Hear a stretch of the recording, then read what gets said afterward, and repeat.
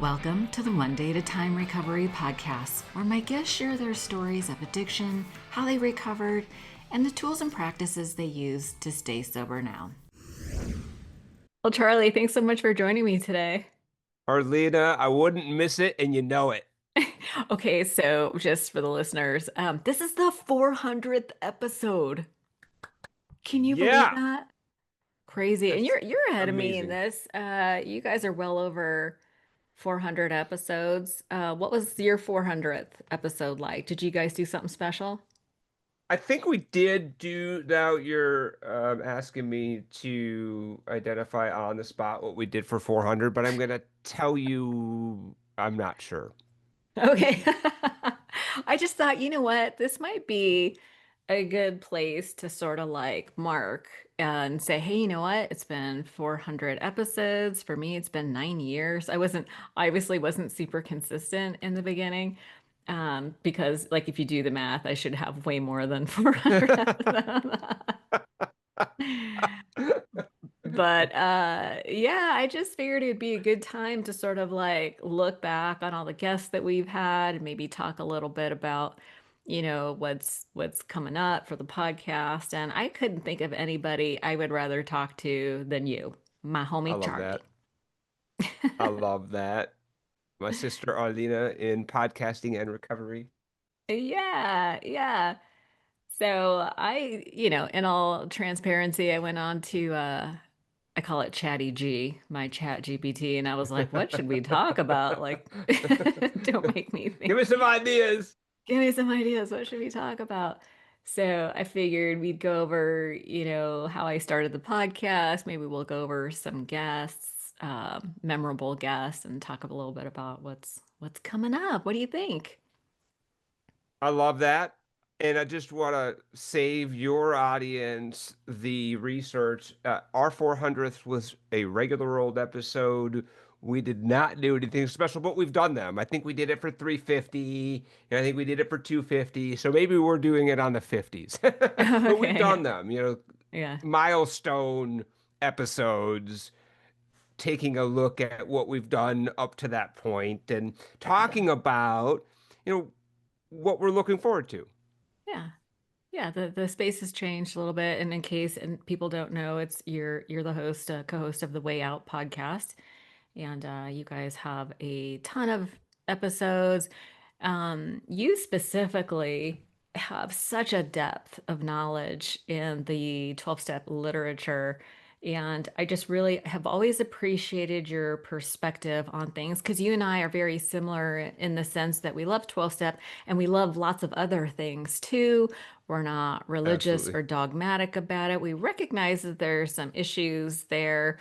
We both have found ways around some pretty common obstacles to get the benefits. But at the end of the day, we're just doing the best that we can to stay sober and sharing what we've learned. Is that fair?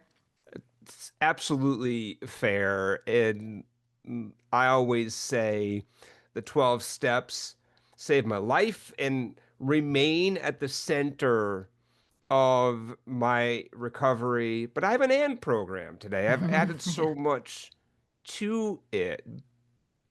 A lot from hosting a podcast. We just Yeah. are in such a unique position to be able to be exposed to all manner and type of recoveries. And I've Yeah. borrowed so much from so many folks, both Yeah. that I've interviewed on the podcast and that I, met in other recovery circles. Yeah, absolutely. There's lots of people doing lots of really cool things, Yeah, which is why we have guests, right? To talk about what other that's right. things are people doing to, really to heal from the core issues. It's really, it's so funny. It's like very little about drugs or alcohol. Like very Yes, rarely do we actually talk about, drugs correct. or alcohol. It's Correct. Very mostly, rarely. yeah. Yeah. Tell So, me, Arlena, I think about my guests and all the guests that I've had, and I, if you're anything like me, there's ones that just stand out and just are indelibly etched in your brain. But before we get to that, I want to hear the origin story. I've never heard it, and I don't know if anybody else has ever heard it. but I want to hear the origin story of your podcast. Well, the funny story. So it didn't used to be called the One Day at a Time Recovery Podcast. When I first launched it, it was called ODAT Chat. And then I I quickly found, remember do that. you remember that? And it's still Yes. like the website for like where I host all the episodes and stuff. But what I didn't know is outside of my little recovery bubble that nobody knows what ODAT means. Like it's not really a common, like commonly known. And then even if it is known, people will spell it ODAT for one day at, I don't know why Time. the A doesn't get it. The second A doesn't get any love, but it's either ODAT or ODAAT. So everyone's confused. So I was like, you know what? A few years in, I decided to change it to the One Day at a Time Recovery Podcast. And people still send me emails, dear ODAT chat. And I'm just like, oh, it hasn't been that for years, probably 5 years or 6 years, but whatever, it's fine. Um, but to tell you the origin story, so this podcast is actually my second podcast. So my first podcast was about sales. Like, so I'm from Silicon Valley. I was in high tech sales. I did that for 10 years. And there weren't a lot of women doing podcasts, period, but almost none doing tech podcasts. So after listening to the Tim Ferriss podcast, I was like super inspired to do my own, and so I started one on sales, like tech sales. And that was a lot of fun, actually. I did that for a while, but it was really on my heart to do a podcast on recovery. And I really struggled with it for a long time because, in 12-step Yeah. traditions, they talk about maintaining your anonymity at the level of press, radio, and film. So I was really conflicted. I was like, can I host a podcast about sobriety and maintain my anonymity? And the short answer is yes. And although it's kind of a thin veil at this point, you know, uh, everybody knows what I love. Uh, but I mean, I'm not busting anybody else's anonymity. I'm just talking about my experience. But um, I was terrified of what my community would say, but something happened and it Yeah. was actually really sad. A friend of mine, she was just about the same age as me. She was a little bit older, this gal Gina, and she and I used to go to this 6 a.m. meeting like almost every day, and it was called ODAT. It was the One Day at a Time meeting. And Gina had been suffering with chronic headaches and she wasn't sleeping well. Anyway, she had gone to the meeting in the morning at 6 a.m. She had left and then she got into a single car accident and died. And Wow. I remember getting the call of, I was at work and this gal calls me hysterical. Gina's been in an accident. She died. She was on the news and blah, blah, blah. And I was like, whoa, slow down. How do you know it's her? And, through a series of events, we find out it was Gina. And I was so brokenhearted because she and I were so much alike in so many ways. And she had just finished, she got her college degree, she got her bachelor's, and she was doing all this. It was like her whole life was ahead of her. And and then she was gone. And there's something about death that is so clarifying. And I was Hmm. like, I have this dream. Like, whose approval am I waiting for? Right? Right. Whose permission am I looking for to do this thing that felt like a dream on my heart? And I just couldn't let it die with me. Like, God forbid something should happen. So that's why I was like, okay, I guess we're gonna do this. And so I started the podcast. I remember hitting publish on that first episode, my hands were clammy, my heart was pounding, I was terrified. And what I didn't realize at the time was I had no audience. Like Right. nobody was. I I don't know what I thought was don't know gonna happen. what actually was I worried about? What was I worried about? Right. And truth be told, I started interviewing all my friends from meetings and I was getting their Yeah. stories. They'd come to my house and I do it in person. Yep. Yeah, I don't do that anymore. I do it all online now, but we would do it in person. And I just had access to all these amazing people who were willing to be really transparent and share their stories. So that's how it started. And that was, it was I in love that, Arlita, so much for so many reasons.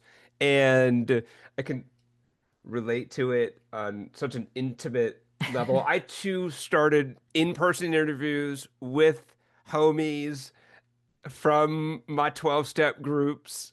And at the beginning, I am begging people to come on to the podcast. Like, come on, share your story in my yeah, basement. yeah, And we had microphones strung about, right? yeah. And yeah, absolutely. Yep. It's so funny looking back at those first few episodes. It was just like, man, it was just funny. I don't know what I Do thought. I had you, no idea what I was doing. Still don't, let's be honest. you and me both, sister. Yeah. What? So nothing's changed So for us. So nothing's that's good. changed. Yeah. Good to know that. Are you finding yourself at points cringing a little when you think about your first? Cringing is, man, I re-released an episode. I don't remember who it was. Oh, you know what it was? My sponsor actually, my first sponsor passed away, and I had re-released that episode, and I listened to it again. My voice is so high pitched. Carly, why was my voice like that? I was like, "Hi, it's Arlena." One of my clients reached out to me and he's like, "What is going on with your voice?" I'm like, "Man, I don't know.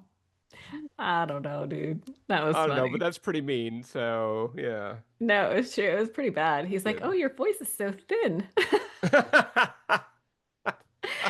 Yeah. Do you get the instinct to want to lock those up, to delete them? Do you ever get that instinct? No, Or not that, really. ugh, No, maybe I I mean, don't want the. I certainly cringe big time over a Yeah. lot of the interviews. I remember interviewing Annie Grace and I fangirled so hard over that. There was a couple I did that too. Okay, Amy, that's what I want to know, the fangirl episodes, right? Because I don't fanboy over anything. That's just not in my DNA. But you're just nonplussed. Jason, You're like, who cares? like, you're just a person. I mean, we're all amazing in our own ways. That's how I really think about it, Yeah, is we all have these amazing stories and we all have something or many things amazing about us when we take the time to actually look yeah, at another human being. yeah, for real. Like that's Yeah. been my experience. But Jason, He love him gets like a nervous brother, sometimes. and he fanboys over almost everyone. Oh, that's And sweet though. I love it. Yeah, I love it because it's such a different experience that they'll get from me versus Jason, right? yeah. And so yeah, I love that. So what guests did you fangirl the most on? Well, probably. So early on, I interviewed Amy Dresner. She had published My Fair Junkie, and I was Yeah. super excited to talk to her. And afterwards, it provoked some pretty harsh criticism on the. I got some, Really? yeah, I got some feedback. It's still there too. If you go to the Apple Podcast reviews. Somebody really called me out for oohing and eyeing over all her stories, which was Sure. really funny. And That other is people funny. in the beginning, I used to giggle over everything. I was just nervous, and I'm kind of like a nervous laugher anyway. Mm-hmm. I like to laugh, but I think it was super annoying in the beginning, and so people would, leave reviews talking about, "Oh, she's really sweet, but the I got to be in the mood for it. She's too giggly." And so it was really good feedback. It Oh, was really good. totally. It's And painful. It was painful to okay, get. that's a great other okay, so and we had um Amy Dresner on as well, and she was amazing. She's awesome. Yeah. She's so cool. She's so cool. And it was one of our best interviews for sure was Amy Dresner. She's just like She's such a one of a funny. kind She's individual. transparent. She's Yes. vulnerable. Yeah, she's really Yes. good. Yeah, Great writer. absolutely. And yes, and the way she's able to share her journey just hits in a way Yeah. that not a lot of other people can make it hit, Yeah. Yeah. right? Agreed. Yeah. All right, who else? Well, the biggest one I would say was Elizabeth Gilbert. Elizabeth, she's the author of Eat, Pray, Love, which sold like 20 or 30 million copies. Yeah. It was made into a movie. And I was at this dinner and ended up at the cool girl table. I was at the table with the founder of She Recovers, Dr. Stephanie Covington, who wrote A Mm. Woman's Way Through the 12 Steps, was sitting at that table. Um, and Dowsett, I can't remember her, Ann Johnson was at that table. She wrote a memoir called Drink that was really good. Who else was at that table? But Elizabeth Gilbert was there, and I was like, my God. I didn't recognize I didn't recognize her at first, and she was smiling at me, and I was like, "Oh, hi." And then finally, like Donna, she was the keynote speaker, and it kind of dawned on me who she was. I was like, "Oh, let me go over there and sit next to her." So I shimmied over there and started chatting her up. And I happened to mention that I have a podcast that is about the 12 steps, and she was like, "Oh my God, that's my favorite thing to talk about. I would love to come on." Like I didn't even have to invite her. She was like, I think she knew that's what I wanted, obviously, Hmm. Hmm. obviously, right? So being able to interview her, it had the highest number of downloads, but she was saying some things. She just has such an eloquent way of speaking. She made me feel at ease right away, but she said something, and I think it's the quote that I used on the thumbnail on her YouTube interview, but it was like anywhere where I'm practicing self-reliance is where I'm practicing atheism. Anywhere I'm not honest, I'm practicing atheism. And I was like, oh my Mm. God. It's like I had to think about that one, but that was an incredible interview that has stayed with me and really that was probably the most it was definitely the most downloaded episode, but I was super excited about that one. So tell me about some of the negative feedback that you've gotten and what you've learned. You talked a little bit about some of it, but what have you learned from the negative feedback? And what was it about? Well, a lot of it was over my style. Mm. So in the beginning, I think, you know what, Charlie, when I first started doing the podcast, what I really wanted to do was share what I've learned. Yeah. And I think a mistake I made early on was treating my guests like coaching clients or people that I Sure. wanted to like impart my wisdom on. Yeah. Yeah, I was so learning to listen without interrupting was really important. That was something that was in some of the negative comments that I got. It's like, oh, if you would just let your guest talk. I And know. I love that. And Mm. I also had that same lesson in it actually took me listening back to episodes early on, and I had that same thought. Like if he would just shut his yapper and not tell that story for the 8 millionth time, maybe Yeah. they could hear the guest.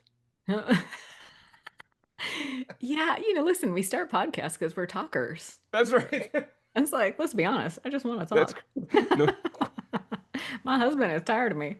I need someone to talk to. I sort of have that too much personality. Yeah. Like I need a lot of friends because I need to spread that shit That's out. right. Yeah. I need to I need to divvy it up among a lot of people so I'm not burning out any one person. One.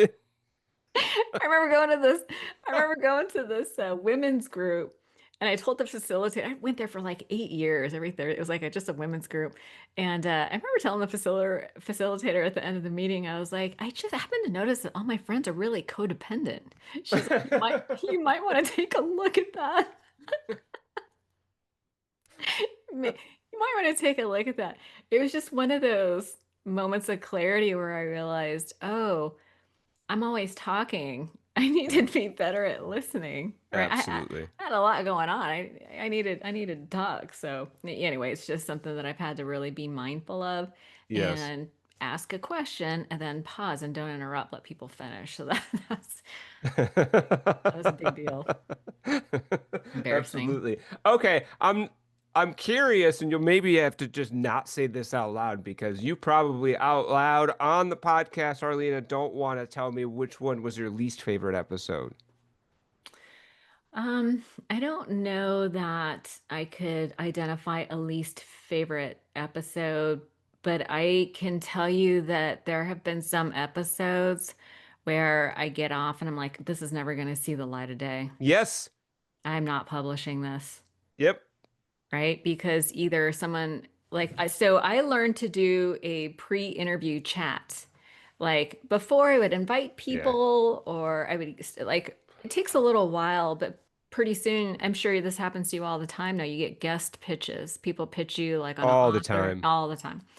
And so, and I'm lazy, so now I only choose from the people that Yeah, pitch same, me. same, Do same, you?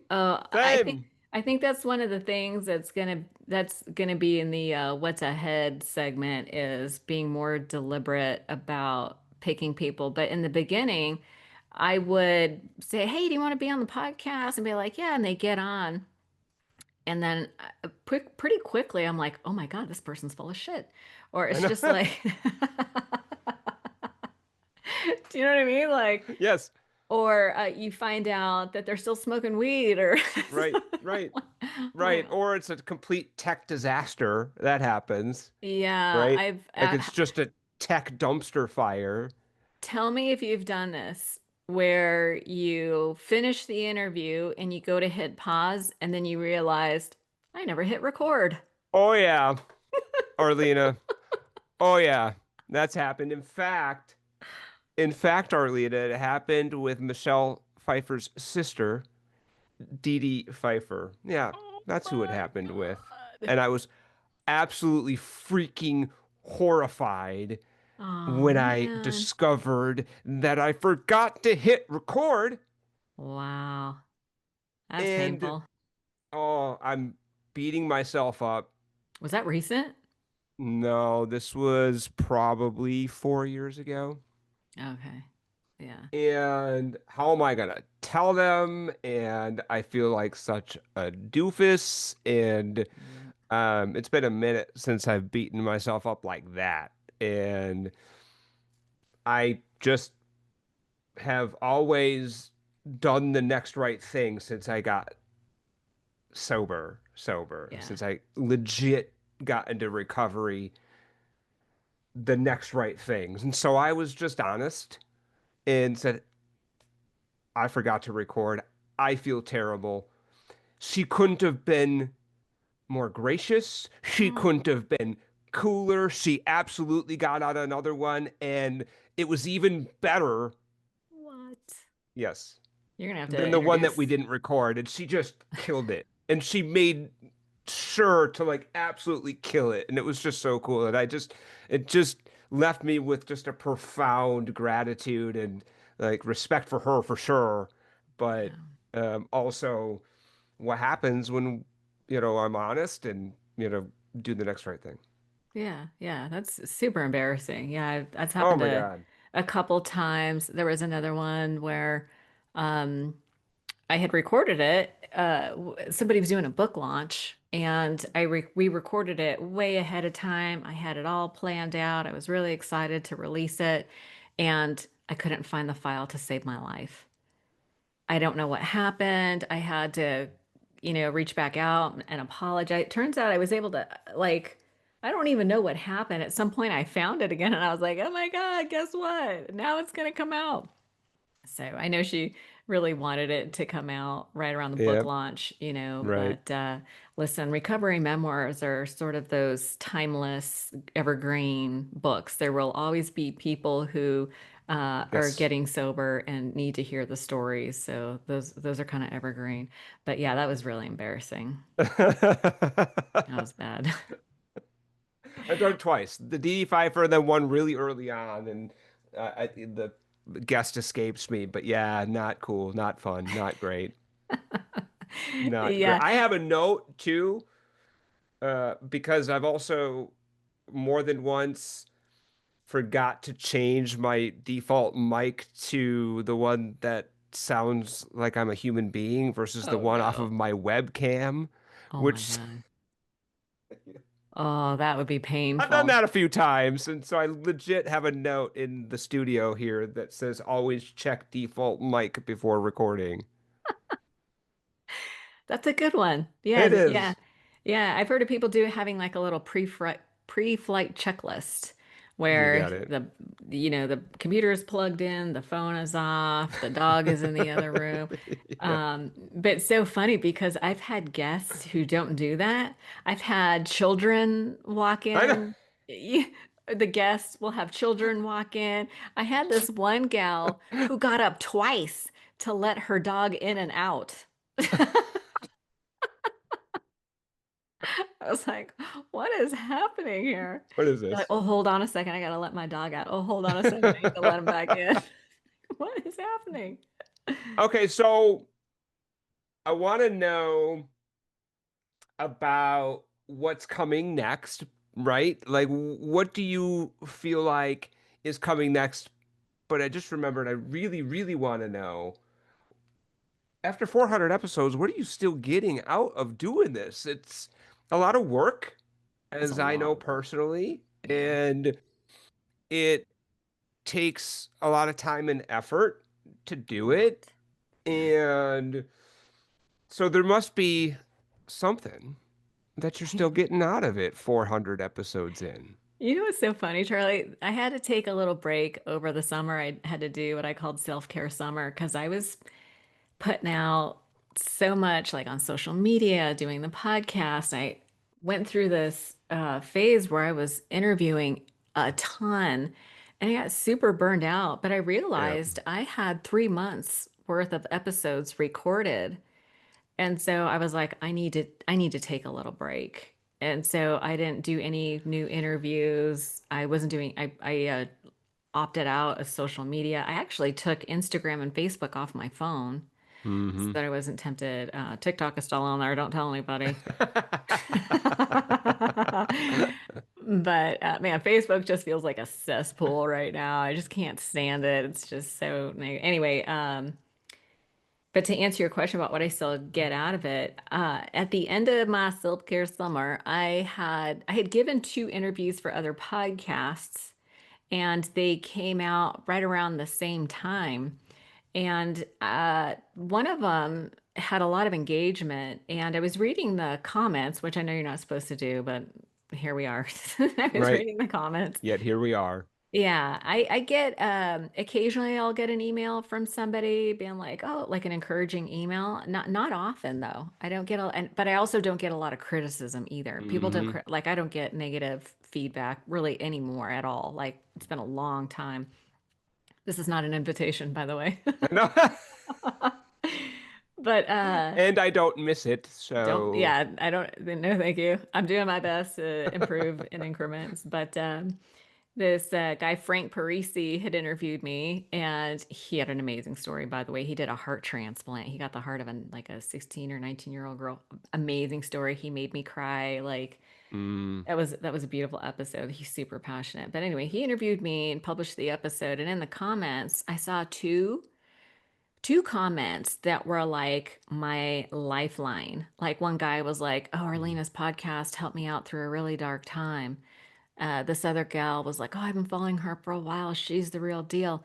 And can I just tell you that that kind of feedback is really what keeps me going because I see the Yeah, download numbers and there's a lot of people. We're almost at 1 million, which yeah. after 9 years is probably not a lot.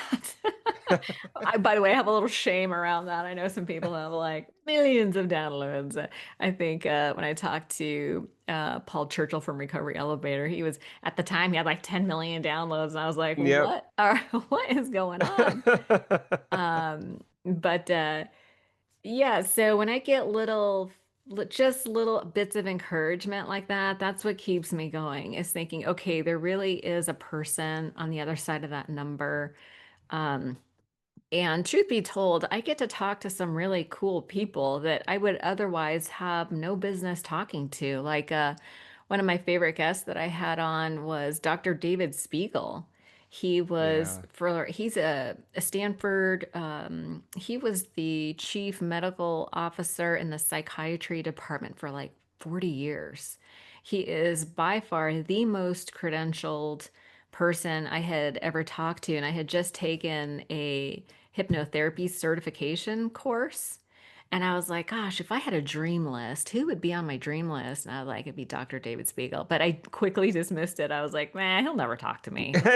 Who am I fooling? And I had also interviewed Pam Grout. She's a New York Times bestseller. She wrote E Squared or something like that. It was about manifestation and law of attraction type stuff. So she wrote this New York Times bestseller, and I was like, I'm gonna try some of these tactics, these manifestation tactics. So I, just kind of did some journaling exercises around, really important people want to talk to me, and I'll shit you not. Within a couple weeks, I got an email from his team pitching him as a guest. And I was like, what is going on here? I was like, why do I ever stop doing manifestation journaling? Because that stuff really that stuff really works. I just don't know what I want anymore, which is why I don't do it. But it was amazing. So I was so nervous, but he was super gracious. And so he did a pre-chat interview. He was willing to do, like, some people are not willing to do the pre-chat interview. I've had a couple of people who have large audiences or that are like, "Oh, I'm so sorry, we don't have time to do the pre-chat Right. interview. We'll just jump into the interview." I'm like, Yep. "Okay." Like, ooh. Yeah, but I always feel like the conversation goes better if we have a pre-chat. So it kind of breaks the ice. We talk about topics. We just kind of get to know each other so that everyone is relaxed by the time we do the actual interview. But he was so gracious and answered all my questions and gave me some free therapy in the episode. He was amazing. He had dealt with lots of people who had dealt with childhood abuse like I have, like you have, and he was, talking about hypnotherapy and how it can be used. Really validated that for me. So that was really cool. So yeah, just being able to talk to some cool people. That I 100% that's at the top of the list for me too. The amazing folks that I have the opportunity to be able to interview and what I've learned about recovery, about life, about myself. It's been the greatest education that I Yeah, could have ever imagined. I had no idea the kind of education that I would get by hosting a recovery podcast. And you talk about the downloads and stuff. The reality is our podcast specifically, and recovery podcasts at large, it's a niche, yeah, right? Let's be yeah. clear. It's a niche, right? This isn't Especially Joe if you're talking Rogan, right? abstinence. Yes. And Especially if that's you're talking yes. abstinence. And especially if we tend to focus more on a 12-step approach, although we have guests from all pathways and we celebrate and elevate all pathways to recovery. We're 12-step centric, and that again is even more niche, Yeah, right?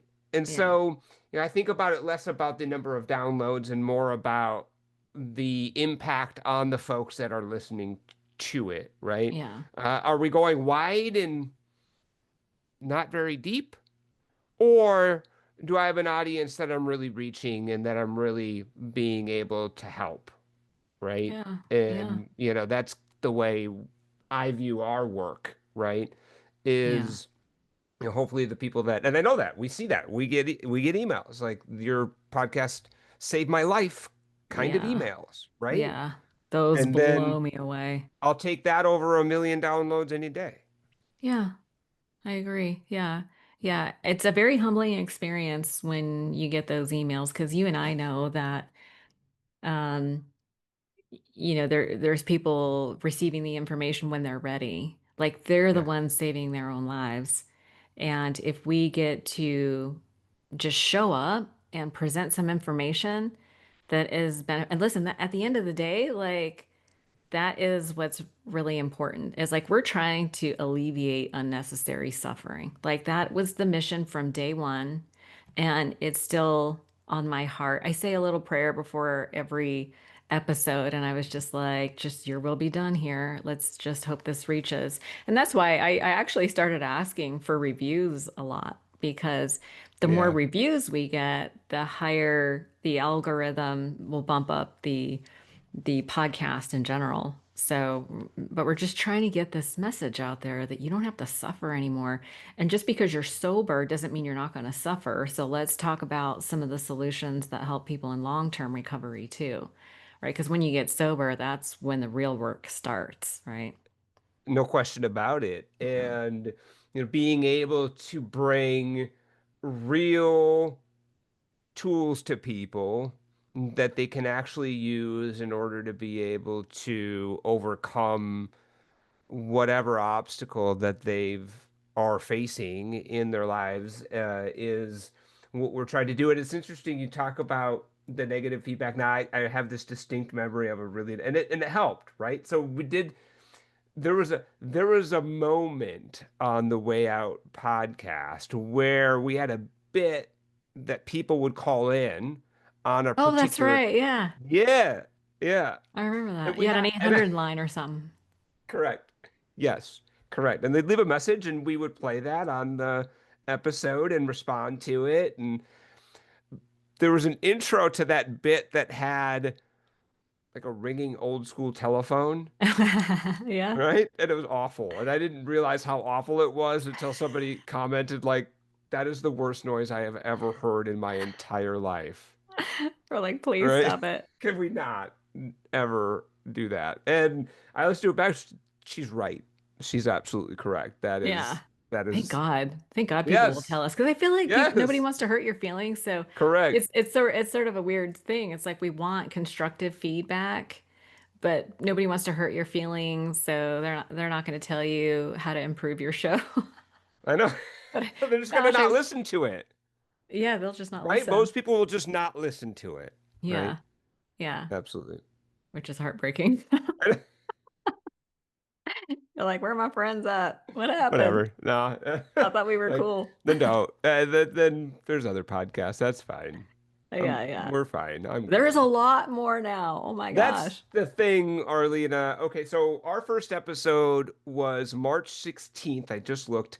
March 16th, 2015 Wow. was when we dropped our first episode. And so you're right around that same time. Yeah, Yeah? mine was 2016. So you've been doing it more than 9 years. Yeah. Yeah. Yeah, we're coming up on 10. Oh my God. A decade. Yeah. That's Yeah. And wild. when we started this podcast, when I started the podcast, it was before Jason joined, there were two others that I was aware of. Was it that sober guy? It was That Sober Guy, and there was another one called, Rich Roll was um, kind of a sober podcaster, kind of. yeah, but I don't, he didn't count. Okay. Okay. Okay. Arlena, he don't Come count. on now. Yeah. Talk about a dream guest. I would love to get him on. He's going on You the can dream have list. him. You He's can going. have him. How come you don't like him? I know I have never actually listened. I'm just playing. I have, Oh, okay, okay, yeah. okay. I, Do you have a dream list? it would be any notable musician in recovery is my Oh, dream list. A hundred okay. percent. Any, and we've interviewed. a bunch of musicians in recovery, and it's Yeah. super cool. They're my favorite Yeah. interviews. I love it. Music is my thing outside of recovery. It's like music and recovery. And, I have an IT gig, right? So that's the, but Right, right, right. so you get musicians in recovery are my freaking jam. Did you get Ryan Disick from Maroon 5, the We drummer from did. Maroon 5? Yeah, he We was did. Actually, fun. Jason did. I gave that one to Jason because I had just interviewed some other musician that was, and I can't remember who it was, Was it that the was how Hootie and the famous he was. Blowfish guy? He was around right around the same time. Edwin McCain. No, gosh, I can't We remember interviewed his name him, now. Edwin McCain. But yeah, so that's my thing is Okay, musicians. musicians Okay. in recovery. Yeah, that's my and I still don't fanboy, but like that's my thing. Like Has there been a guest who's made you nervous? Like you were intimidated or you were ex really excited about? Dee Dee Pfeiffer for sure Okay. was probably the one that I was the most nervous about. Yeah. Um, and she was doing a show on TV at the time, Okay. right? And that was an active TV series. She's Okay. she's Michelle Pfeiffer's sister. She's a notable actress in her own right. So yeah, I was nervous on that one, and then freaking forgot to record it. That's That's how so nervous sorry. I was, Yeah. right? Yeah. Yeah. Did you get to interview Laura Love Hardin? She wrote The Many Lives of Mama Love. Mm-mm. That was so good. Her book, so I can't imagine how many. What do you do with all the books that you get? I get so many books. Oh my God, we should probably talk about what to do with all these books. Maybe You we know what should I've been have a thinking about giveaway or doing? something. Yeah, no, no, no, What? no. I'm gonna build a little free recovery library. Oh, And I'm gonna okay. put it out in the front yard. Nobody in my neighborhood is gonna want this. That I was thinking I needed to do like some kind of contest and give away. sure. I have a closet, A pile. stacks and stacks of books And can I from just say people. this out loud? And this is going to be an unpopular opinion. And What's we're that? podcast hosts, recovery podcast hosts. And so we could be selective now. You could be, that's great. We could be selective. And I am very selective now about who we'll put on the podcast, especially if they're schlepping A book. a book. Yeah. Right? Not everybody needs to write a recovery memoir, Arlena. Just going to say that out loud. No Not comment. everybody. No Okay. comment. Yeah. I've gotten some books. I was like, wow. Bless their heart. Well, sounds so condescending. It's No, hard no, to no, write a but just book. yeah, no, and I'm a tireless advocate that if it's on your heart and you're moved to do it, Yeah, right? 100%. Yeah. And I say that in jest mostly because no matter what your story is, I always believe there's value in it. And if you're moved to share it in a book, do it, Do right? it. If Yeah, two people read 100%. that book, then fine. Then the two people, got something out of it, and I guarantee you did, Yeah. right? And 100%. so, Yeah. yeah. Yeah. But I do have lots and lots of books. A lot of them are so good. So I got an advanced reader copy for The Many Lives of Mama Love, which went on to be chosen for Oprah's book club. Oh, yeah. Yeah, so and it was one of those books like I've never read a book so fast. Like I was like, "Oh shoot, I need to start reading it before this interview," right? Like What, do I'm you read every notorious. single one all the way through? I do not. I don't. No, I I don't either. don't. And sometimes I use the table of contents as the guideline. Yeah. And sometimes, yeah, but sometimes I've it, skimmed the table of contents. So I'm ready. I'm Yes, ready. Um, but sometimes it makes for a better conversation if I totally. don't know and they can just authentically tell me their stories, especially if it's a memoir. Right. Yep. So, but for this one, they sent me an advanced reader copy and I started reading it. I could not put it down. And about Wow. halfway through the book, I was like, my only complaint so far is that it's not longer. It was Wow. so good. She had written 4 New York Times best-selling books as a ghostwriter.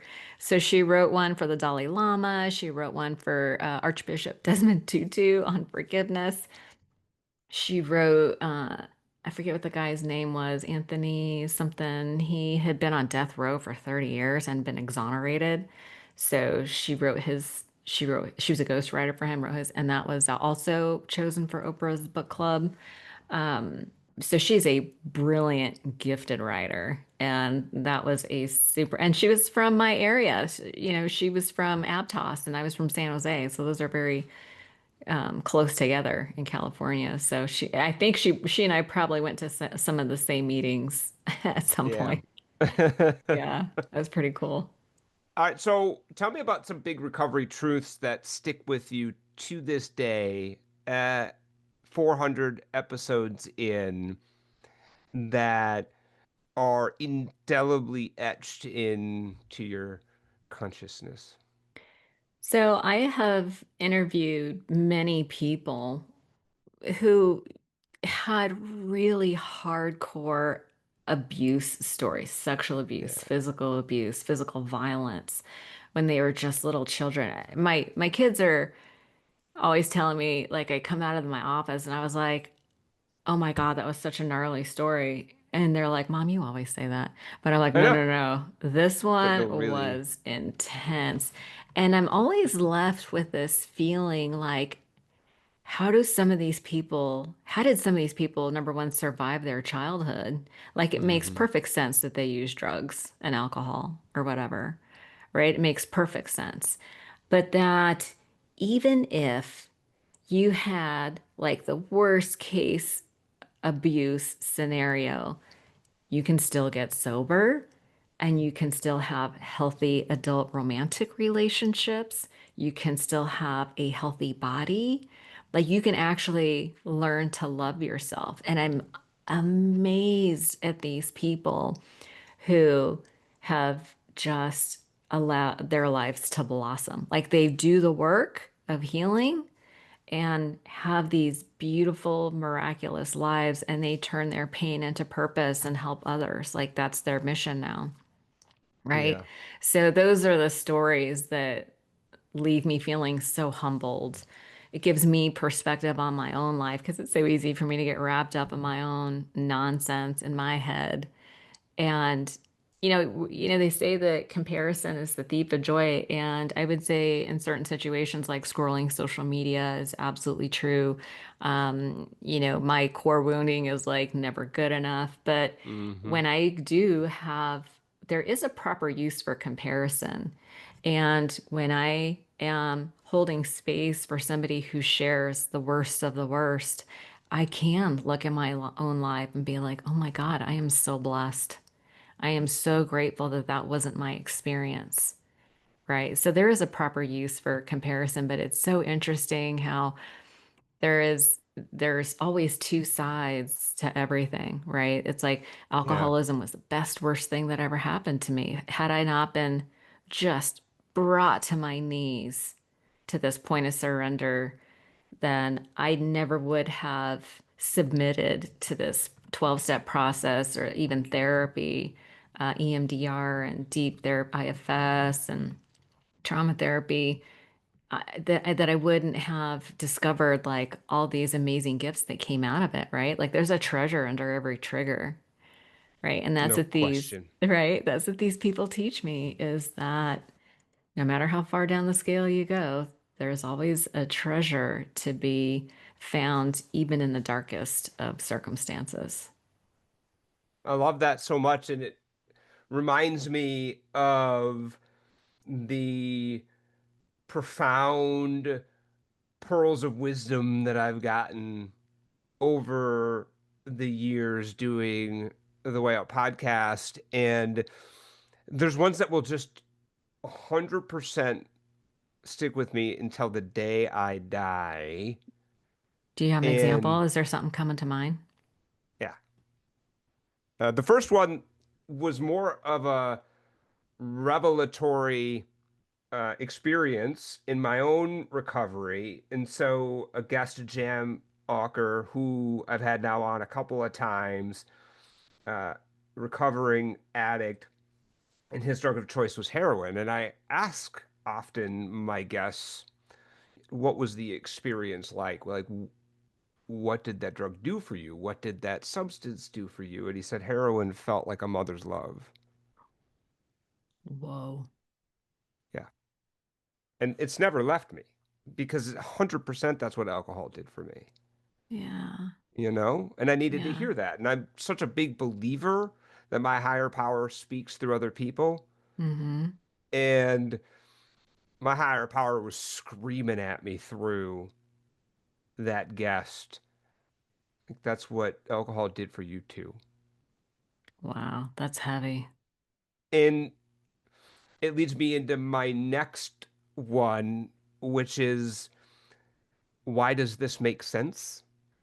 Mm-hmm. So when we're experiencing a trigger or a craving, or we're resorting to a counterproductive thought or behavior pattern, I ask myself all the time now, why does this make sense?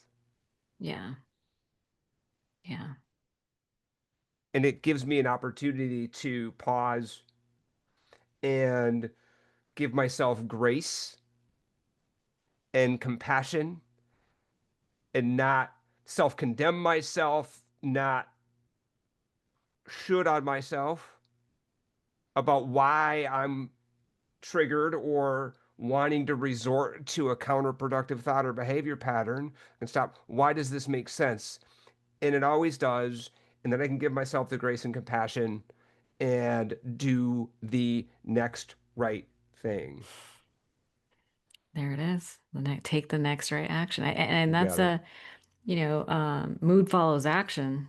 That was one of the pearls that I got from one of the guests too, right? Absolutely. It's all about It's taking the action. always action first. Action straightens out my brain, my thoughts, my feelings, Yeah. never in the opposite order.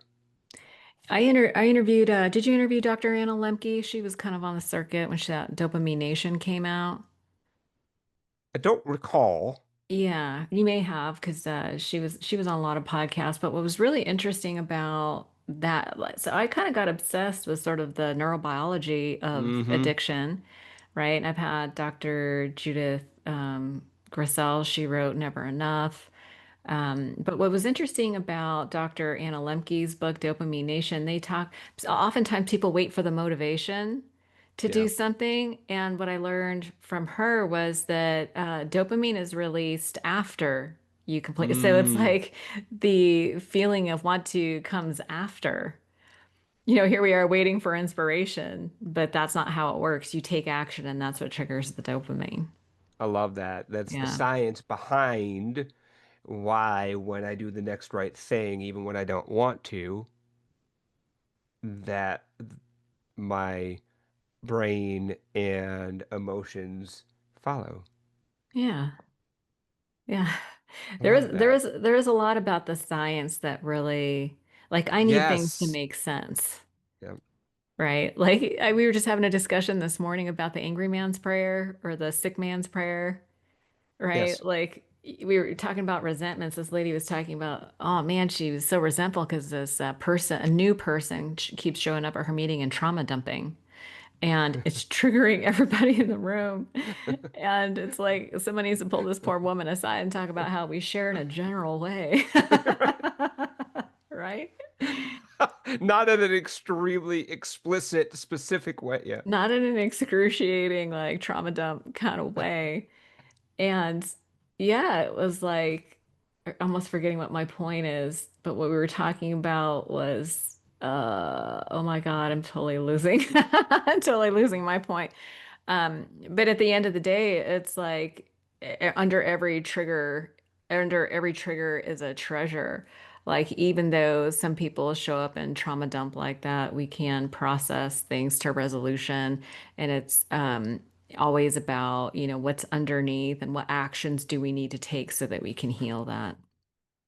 Absolutely, no question about it. And the last piece that really sticks with me is an interview with Killian No, and she founded Recovery Cafe. Right? Oh, okay. And it was such an amazing interview. Right? And she really blew my mind in a couple of different ways. She's not in recovery herself, but she is because she views us all in recovery from something. And I do believe that. I really believe that. Oh yeah, we're all recovering from something. You got it, that we're all recovering from something. And she said something that really blew my mind, which was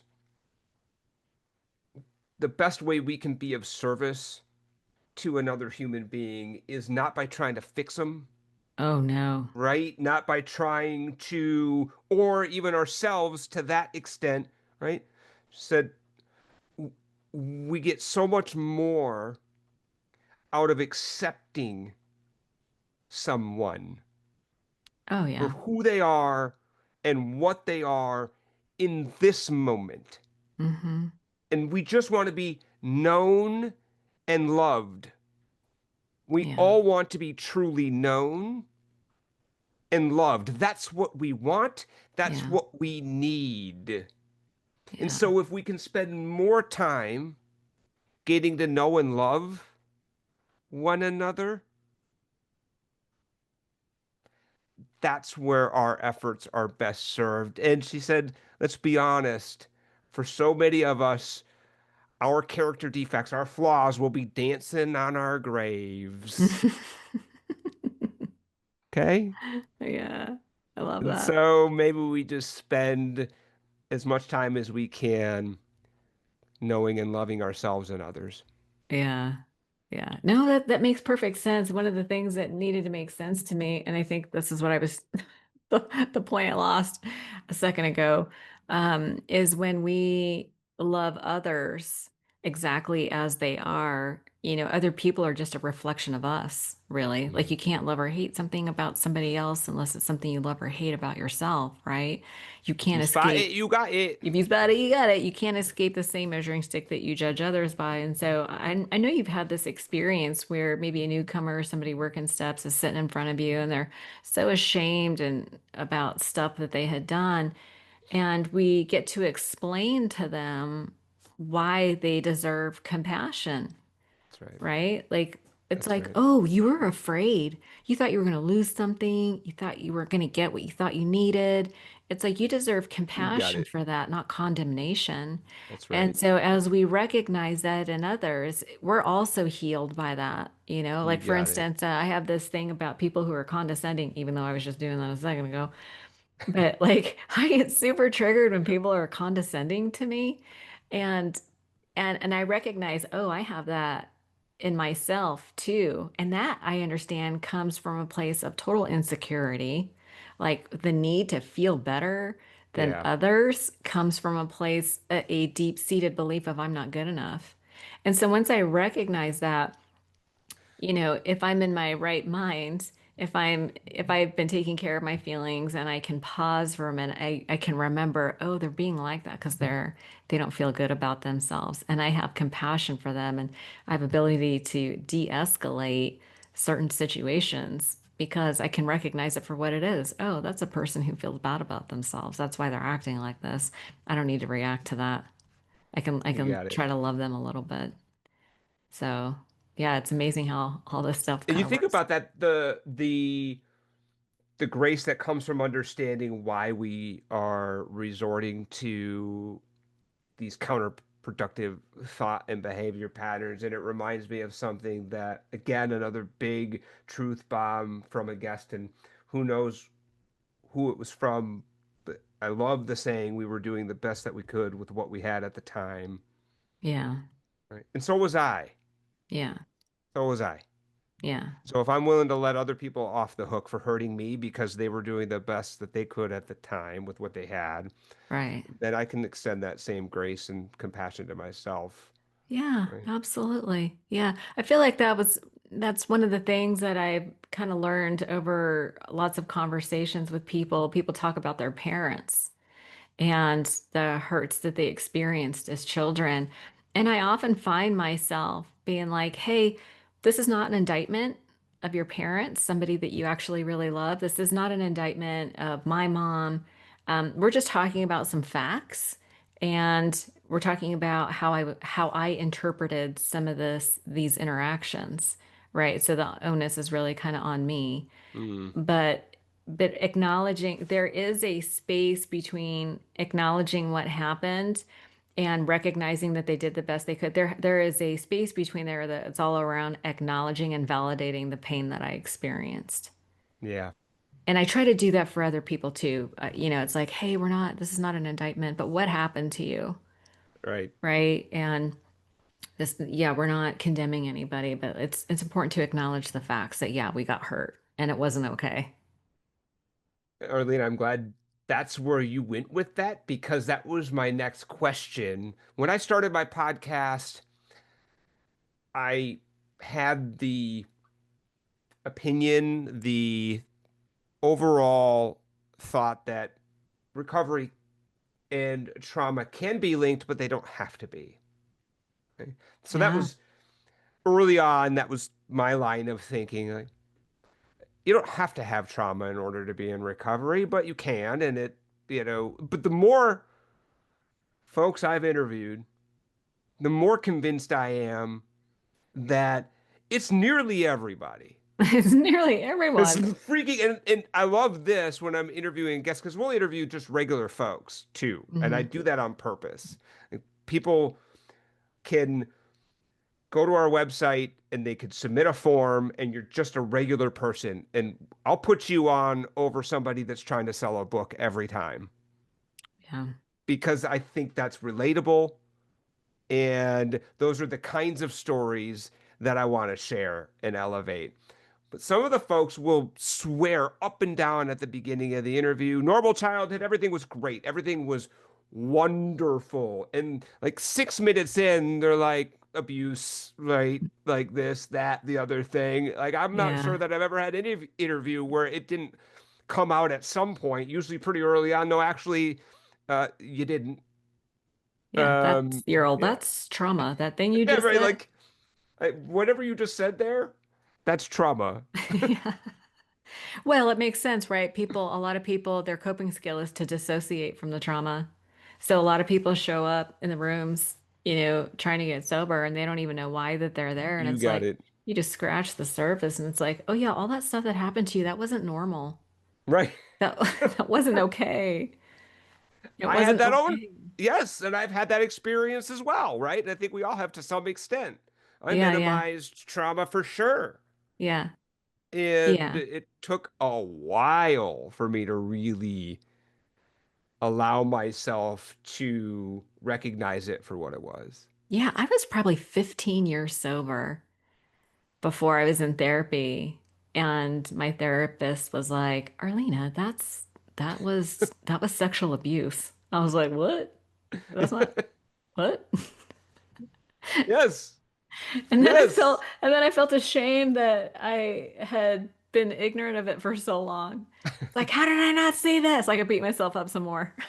How did I not know I'm this? such an idiot. Yeah, I'm an right. Yeah. idiot. 15 years of inventories and therapy, and I'm just now. Yeah. Hey, yes. I was 8 years in before I allowed myself to truly recognize it for what it was.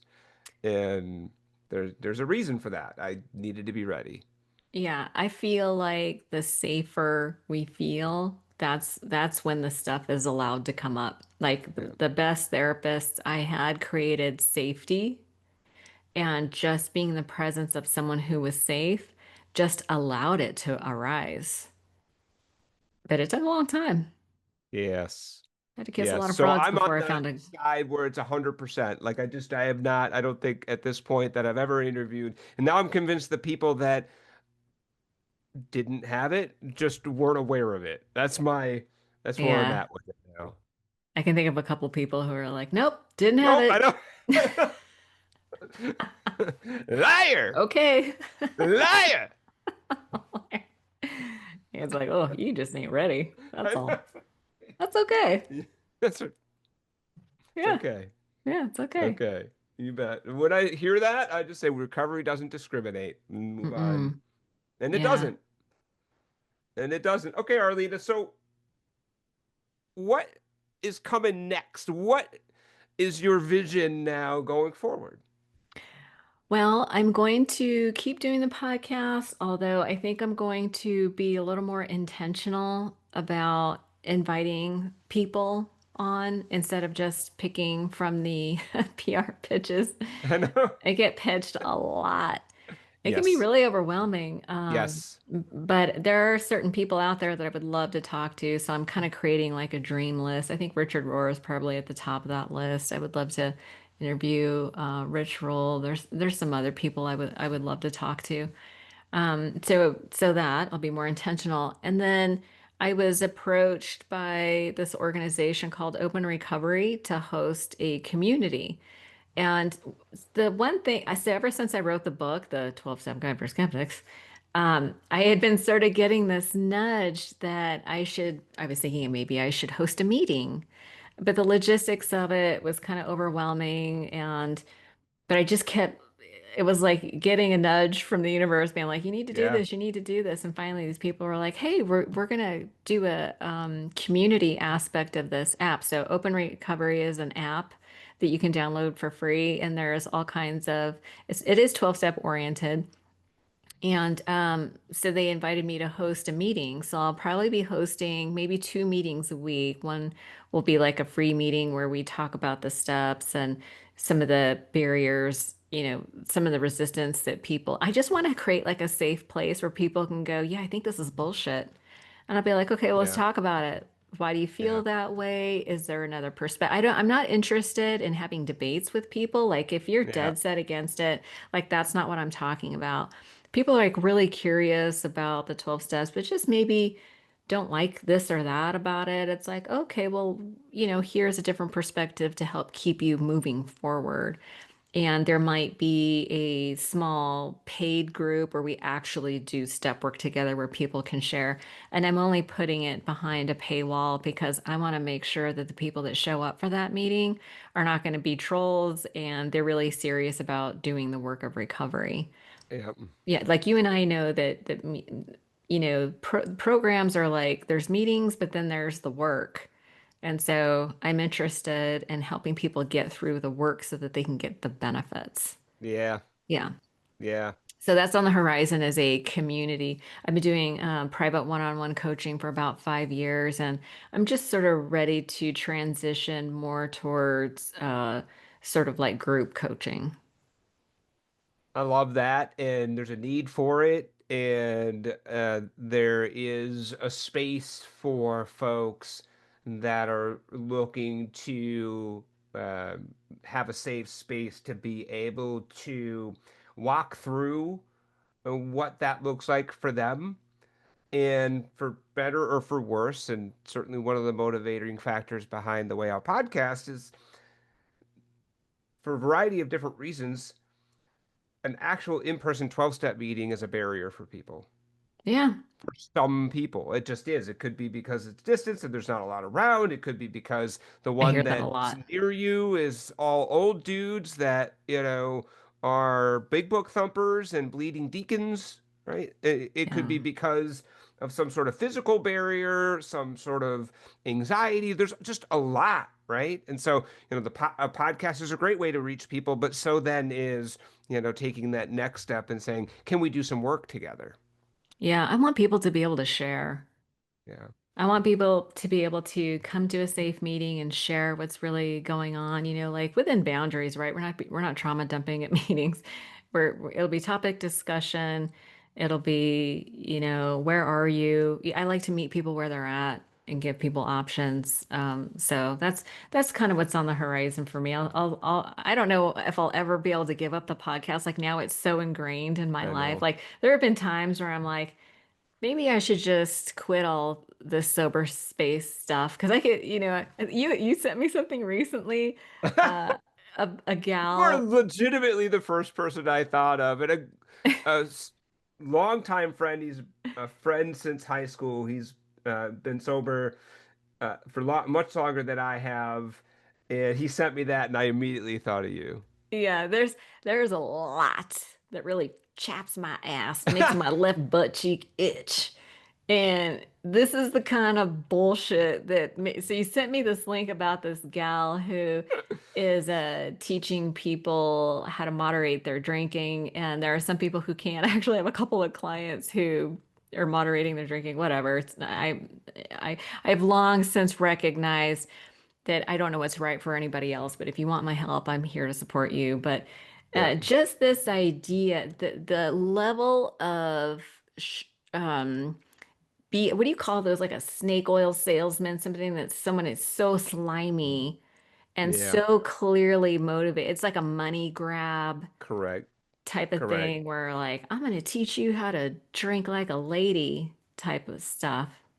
And even going to the point where she's telling you that recovery programs are useless, they're a crock, right? And Yeah. you just need to recognize that you have the power to drink normally.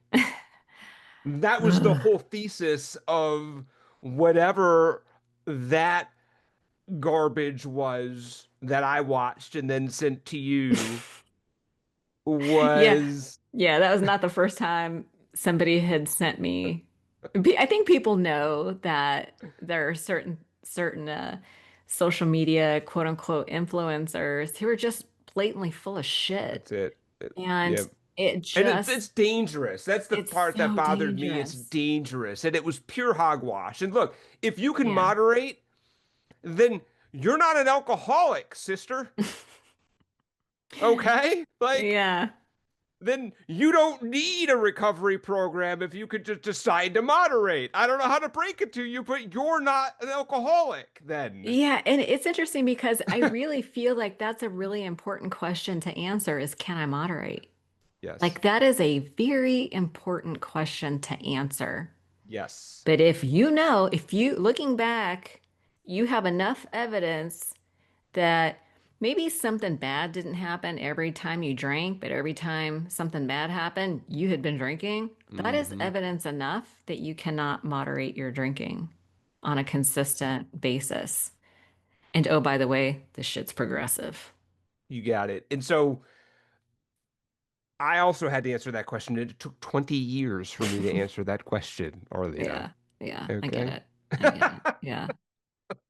Yeah, I went through Uh, a very serious period of trial and error for about 2 years where I really like, okay, I had all these plans and I exhausted all my plans and I was like, nah, can't do it. Nah, man. Damn it. but those kind that kind of content doesn't so I don't seek it out. I'm not a doom scroller, so I'm not exposing myself to a lot of just hogwash that is Yeah. out on social media. But every once in a while, somebody will call my attention to such hogwash, and then Mindful drinking, gray yes, area right. drinking. Yeah, I was going to tell you about my top 10 most downloaded episodes. And the truth of the matter is that people want to be able to moderate their You drinking. got it. People really want to be able to, You like, got it. please don't let abstinence be the answer. That's Nobody it. wants And that so to it be the sells really answer. well. So if you are willing to sell that, people will eat that up I am because not. I am not that kid. I'm not selling that. Mm-mm. I But don't even there's talk about it when I talk about the coaching that I do. Like I do coach people who are moderating their drinking with things like naltrexone. People very, there are some people who are okay to drink. Like some people are just okay to drink. yeah, That's like it baffles my mind. But like I have this guy who's like a CEO and he's highly functional, highly productive, low, low consequences. He's just like, I want to be consistent on my exercise program. And if I drink too much at night, then I can't work out in the morning. And so now he's taking naltrexone, and his life is manageable. I don't It's see fine. any, like, I'm looking for reasons why he should be abstinent, and I honestly cannot find any. Like, okay, what are we doing here then? He's like, I just need some help. I need some accountability. I need some. All right, let's All do it. right. Who am I? I don't know, but I don't advertise that shit. I'm an abstinence girl, so I don't Yeah. advertise that. That's good. I'm Yeah, I will I'm not sell supportive a of that. program teaching people how to moderate. I have thought about creating a program to help people come to the conclusion of can I moderate? Like it might be helpful for people to accelerate that process. So you can just quit the mental gymnastics of should Yeah. I or shouldn't I? Yeah. Like that's Absolutely. like for me, when I finally decided, okay, I got to do abstinence, it was kind of a relief so many ways. It was like, phew, I can stop trying to Yeah. figure it out. Try to Moderating is manage it. exhausting. Yeah. Oh my God. Yes. So, anyway, the do's and don'ts. I have Indeed. boundaries. There's things I will do and things I will not do. And yeah, sell a program on how to moderate is not going to be one of them.